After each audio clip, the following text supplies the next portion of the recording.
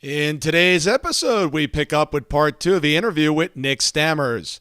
Imagine you create a multinational company. You sell that company to a third party. You're then promoted to CEO. Later, you're fired. And then you start a brand new company. The lessons learned along the way.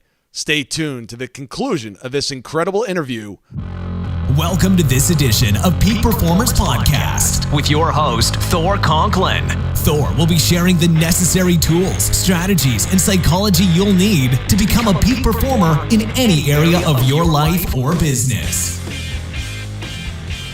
Thor Conklin here. We give you the tricks, the tips, the tools, the strategy, the technology, and the psychology peak performers use in order to get more done and execute at the highest level. If you know what to do but struggle with getting it all done, or simply want to raise your game to the next level, this podcast is for you. Sit back and enjoy.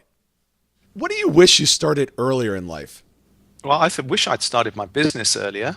But having said that, I needed a few years to learn my trade. So I'm not going to beat myself up too much about that. I wish I'd started personal development earlier. Yeah. I read a book, How to Win Friends and Influence People, when I must have been around 25 years old, and that had a massive impact on me. And that was, a great journey. But I wish I'd started when I was, 14, 15 years old. Who do you admire and why? I admire anybody who's started their own business and made it happen, made it successful. I admire anybody who gives up their time and their money to help other people. Yeah, I think those are two groups of people that I really admire. What's one of the biggest hurdles you've had to overcome, either personally or business-wise? The biggest hurdle that I've had to overcome was when I left Teleca. We'd had a really successful career. We built a business, we sold it, and I went on to become the CEO of the whole group. And we built that company. As the CEO, I built that business from 1,000 people to 3,000. And, 4 years later in that journey, we had a project that went badly wrong, and the company lost a lot of money. And as the CEO, I had to take responsibility for that, and I resigned as the CEO after that project. And that was a huge setback for me emotionally. I'd had a lot of success. I was a wealthy guy, but to end that journey from a business that you started from scratch in that way was difficult for me. And it took me a few months to get over that. But finally, the things that I learned from that experience put me in good shape for my new vision, for my new venture, which has become Mobica. And 6 months after leaving Teleca, I started this new company, Mobica, which is an absolute success today, far more successful than Teleca ever was. And by learning and dealing with that darkest moments of that kind of disaster, of that kind of failure, enabled me to become even stronger. Interesting. So one of your worst days may have actually turned out to be one of your best days. Absolutely. So tell us a couple of the learnings that happen. We rarely learn a lot from success. We learn from our failures or defeats. What did you learn?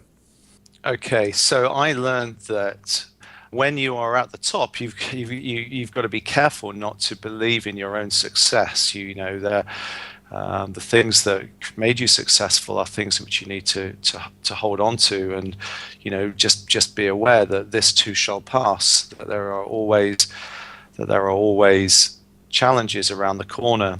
Make sure that you have a really good team around you. I mean, I'm repeating myself. It's the same. The same things. Was there something specific that you said, okay, I'm sure you said, hey, I'm never going to let this happen again, And one of the things I took my eye off the ball was I wasn't checking on my team, or I didn't know what this person was doing, or I didn't read the contract specifically. Was there something specific that was kind of a walk away? I think the biggest thing that I learned from that whole experience is that you've got to trust your own judgment and not get sucked into listening and being influenced by other people.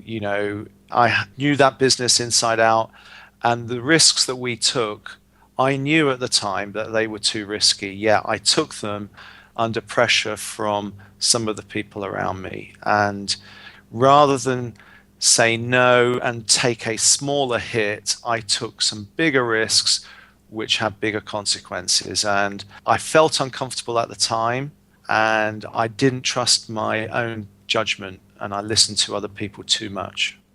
You have a very strong internal core and direction and identity. Tell us a little bit about, I am, what follows those words, or what core beliefs support you? So I am definitely a risk taker. I am an adventurer.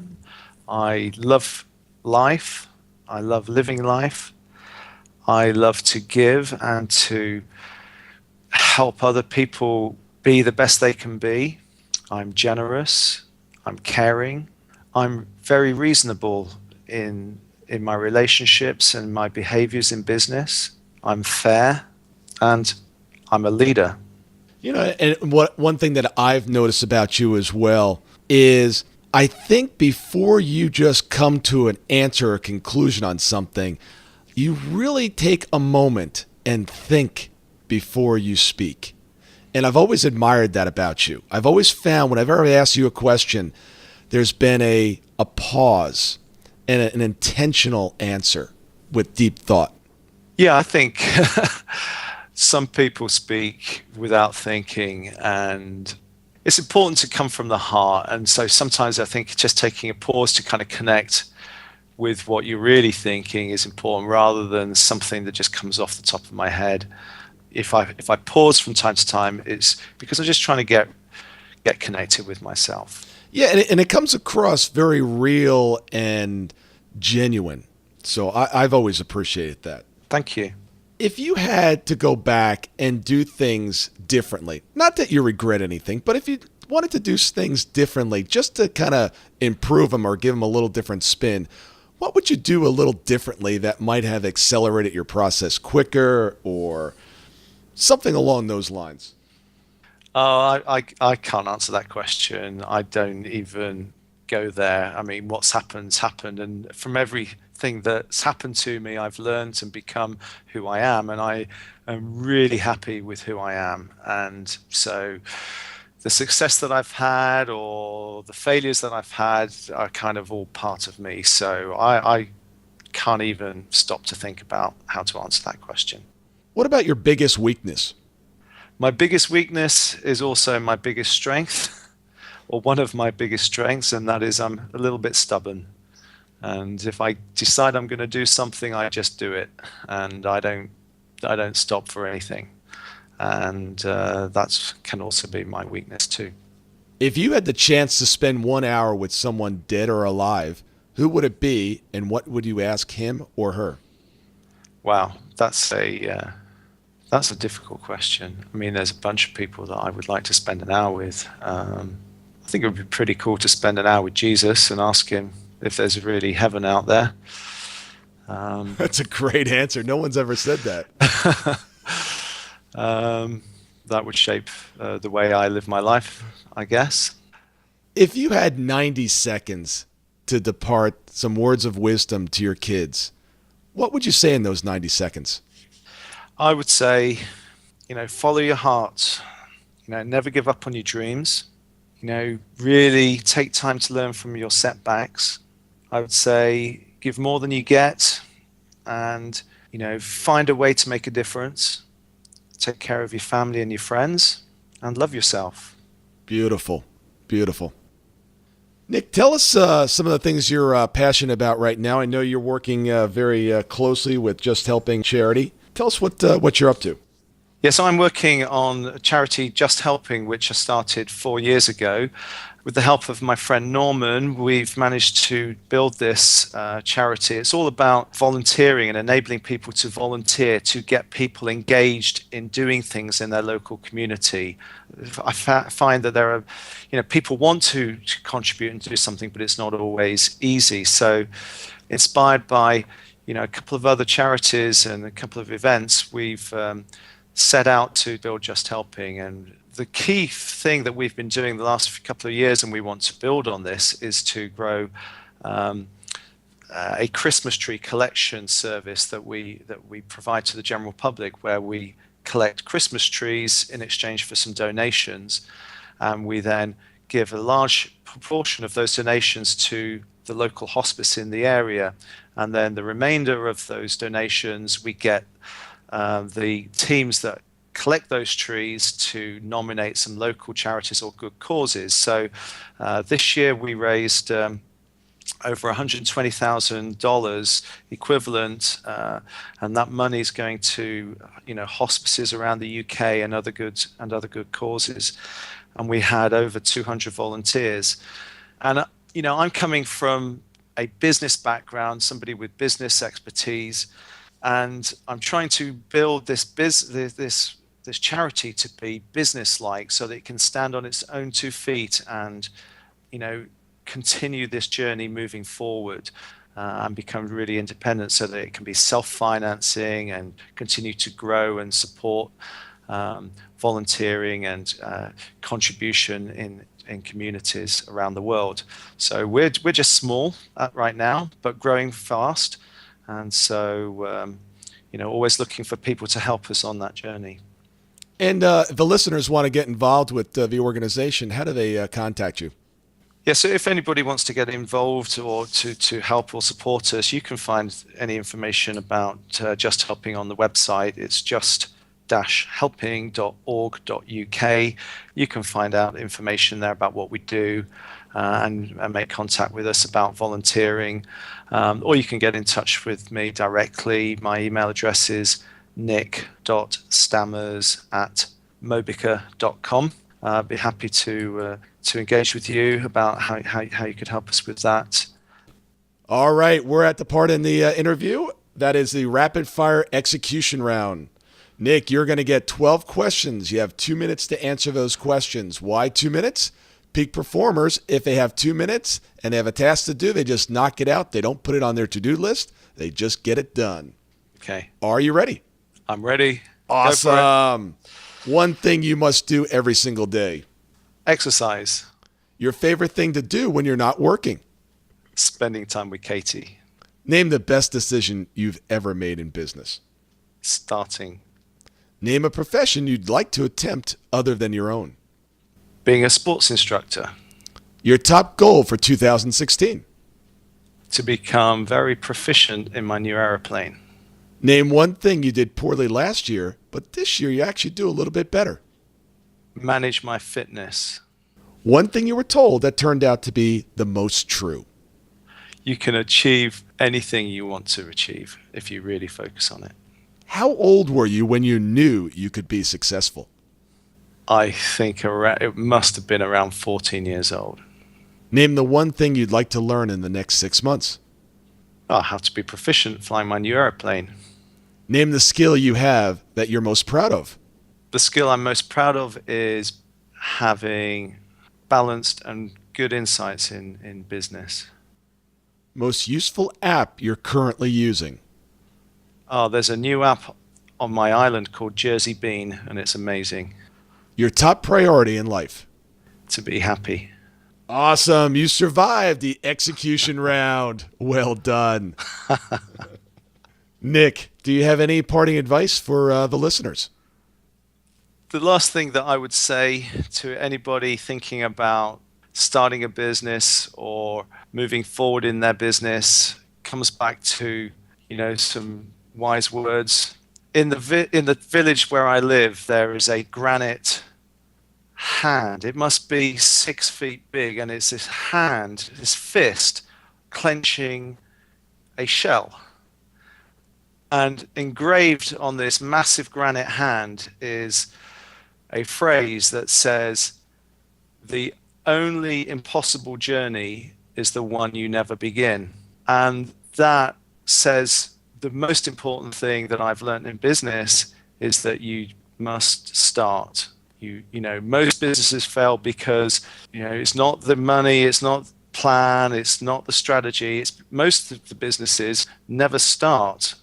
And if you want to be successful, you've got to take the risk. You've got to take that first step. Every mountain is climbed by taking a first step. Every business is started by taking that first step.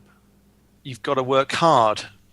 I say this to people that work in my companies, pretty much every time that I give a presentation or a speech.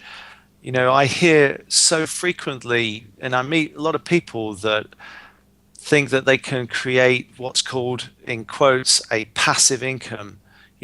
People want something for no work, and there's no such thing as an easy ride, unless you're very lucky or you have very wealthy parents. This whole passive income thing is just not real. Get a good idea, start it, take that first step, and then work really hard. Working hard is really, really, really important. And the very, very final thing that I would say is it's important to smile. Have a smile on your face. Don't take life too seriously. It's just a business. The obstacles that you've got are going to change. You're going to overcome them. Remind yourself that it's important to have a balance in life, to work hard and to take care of your family. It's good to have a balance. Smiling helps you remember that, what's important, what you're grateful for. So work hard and smile. That's the best parting advice I think we've heard so far. Well, thanks so much, man. I see that you're going to do Denali, you think, in 2017? I'm thinking what challenge can I do next year? So, it's one of the coldest places on Earth, one of the most challenging mountains. So that's what I'm thinking. Wow. How was the South Pole and the North Pole trips? They were really, they inspiring. It's a journey rather than a destination. It's all about learning about yourself and how you deal emotionally and physically with a lack of resources in a harsh environment. It's a journey of kind of discovering how you show up in those situations, what your limits are, how deep those limits are or how shallow they are, and from there you get to really understand more about your inner strengths, because those journeys are all about just pushing forward and knowing that you've got to get to your destination and just using everything that you've got to get there. And that's what I love about that kind of journey and climbing mountains, because you push yourself to places where you've in our daily lives we never get to experience that kind of pressure. Yeah. It's funny, in November, I'm going to be going to SEAL Fit training with Mark Devine in California. Okay. And there was something that he said is that our bodies we're able to do 40% more physically than we think we can. Yeah. And I'm like, wait a second, I think I'm really pushing myself hard every day. And just to think that I've got 40% that I'm not utilizing, I'm so looking forward to getting pushed outside of that comfort zone. It starts off with a 45-minute plank. I can do like 3 minutes, but everybody does the 45-minute plank. Wow. And it's like, you need those people to push you outside your comfort zone to expand yourself. And then a 45-minute plank just becomes normal. I had a plank off with Katie in the gym like 2 years ago, a year and a half ago, because we had our personal trainers and she was visiting her one and I was visiting my one. And I think, she had so far with her trainer, she'd done like a minute 30 or something like that, and I'd done like a minute 20. We were kind of pretty weak at that point. Well, we our limits were kind of very, very low. Yeah. And so, I showed up at the gym and she was just finishing her session, and our personal trainers got a little bit competitive, and they said, okay, why don't we have a plank off? Because I reckon that my student is better than your student, kind of thing. So, of course, Katie and I agreed, and we had this plank off competition. And so she went, we got there, and of course we passed my limit and her limit, and and then we go on and past the 2 minutes and 2.5 minutes, and then we get to 3 minutes. Wow. And then it goes up to 3 minutes 20 or something, and then I'm starting to shake, and Katie's looking at me, and then she falls, she collapses, she couldn't do any more, and then I go on and I do another minute. I could do like 4.5 minutes. Wow. So you can do a lot more than you think you can. Absolutely. Yeah. Absolutely.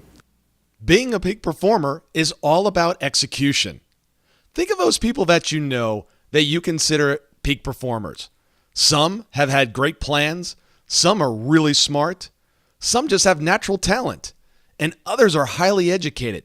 But the one thing that they all have in common, and I don't even know who you're thinking about, they all know how to execute. If they can't execute, they would not be considered a peak performer. Everybody has dreams, but peak performers actually execute them. This applies on the field, in athletics, or in the boardroom. If you're a business owner, a coach, an entrepreneur, or a corporate executive, and you're frustrated and tired of knowing what to do, but you just can't seem to get it all done, or your results are inconsistent, or maybe you're really good at execution, but your team doesn't know how to execute. Are you missing budget? Are you working 80 hours a week and it seems like you're just banging your head up against the wall every day? I know I've been there. Are you not making the kind of money that you want and deserve? I have a program that just might be the answer for you. This program is not for everyone. We go deep, we get raw, we get real. But if you're truly committed to mastering execution, and for the first time, truly being able to execute on what you know, as opposed to just trying to figure out more information and looking for that secret, we will teach you to become a master of execution. We'll teach you the science of getting things done. Simply take your phone and text the word BESUMMIT, one word, to 41411. That's Business Execution Summit. The keyword, BESUMMIT, that's what you text, and text it to 41411. Remember, it's not what you know. It's not even who you know. It's about what you're able to execute. That's what truly matters. Don't let another month, another quarter, or another year slip by with just average results. Text today. Thank you for listening. If you haven't already done so, please head over to iTunes and subscribe to the show. Also, please share this with family, friends, coworkers, or anyone that could benefit from this information. To make it very easy to share these episodes, simply go to my Facebook page, Thor Conklin, click on the episode that you want to share, and you can post it to your timeline. You just might be helping one of your friends on Facebook by sharing it on your page. You can follow us on Facebook and Twitter at Thor Conklin. The website is thorconklin.com. The email is info@thorconklin. While at the website, please sign up for our weekly newsletter with additional tricks, tips, tools, and psychology on how to be a peak performer. Remember, these episodes are anywhere between 6 and 35 minutes and are meant to be consumed during dot time doing other things. Until tomorrow, have an absolutely amazing day.